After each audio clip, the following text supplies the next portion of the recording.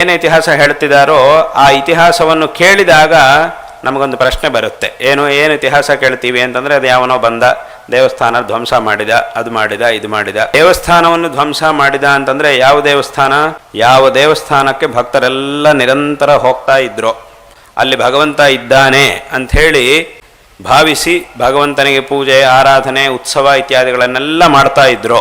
ಆ ರೀತಿಯಂತಹ ಒಂದು ಅಂದರೆ ಭಗವಂತನ ಸಾನ್ನಿಧ್ಯ ಇದೆ ಎಂಬುದಾಗಿ ಎಲ್ಲರೂ ನಂಬುವಂತಹ, ಎಲ್ಲರೂ ಪರಿಪೂರ್ಣವಂತಹ ವಿಶ್ವಾಸವನ್ನು ಇಟ್ಟುಕೊಂಡಿರ್ತಕ್ಕಂತಹ ದೇವಸ್ಥಾನಗಳಿಗೆ ಹೋಗಿ ಅವರು ಬಂದುಬಿಟ್ಟು ಧ್ವಂಸ ಮಾಡ್ತಾ ಇದ್ದಾರೆ ಅಂತಂದರೆ ಆಗ ಭಗವಂತ ಏನು ಮಾಡ್ತಾ ಇದ್ದಾನೆ? ನಾವೆಲ್ಲ ಅಲ್ಲಿ ಭಗವಂತ ಇದ್ದಾನೆ ಅಂಥೇಳಿ ಹೋಗ್ತಾ ಇದ್ದೀವಿ, ಆರಾಧನೆ ಮಾಡ್ತಿದ್ದೀವಿ, ಭಗವಂತನಿಗೆ ನಮಸ್ಕಾರ ಮಾಡ್ತಿದ್ದೀವಿ, ಸೇವೆ ಮಾಡ್ತಾ ಇದ್ದೀವಿ, ಮತ್ತೆ ಅಲ್ಲಿ ಯಾವುದೇ ವಿಧವಂತಹ ತಪ್ಪನ್ನು ಮಾಡಬಾರದು, ದೇವಸ್ಥಾನದಲ್ಲಿ ಸರಿಯಾಗಿರಬೇಕು ಅಂಥೇಳಿ ಹೋಗ್ತಾ ಇರ್ತೀವಿ. ಏನಾದರೂ ತಪ್ಪು ನಡೀತು ಅಂದರೆ ಅದಕ್ಕೆ ಪ್ರಾಯಶ್ಚಿತ್ತ ಮಾಡ್ಕೊಳ್ತೀವಿ, ಇಷ್ಟೆಲ್ಲ ಮಾಡ್ಕೊಳ್ತಾ ಇರ್ತೀವಿ ನಾವು.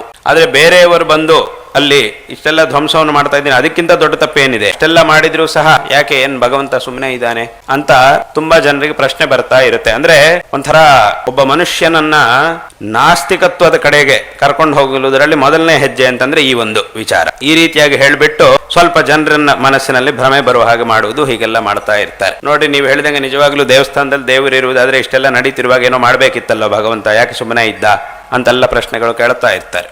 ಆದರೆ ಇಲ್ಲಿ ನಾವು ತಿಳ್ಕೊಳ್ಬೇಕಾದಂತಹ ವಿಷಯ ಏನು ಅಂತಂದ್ರೆ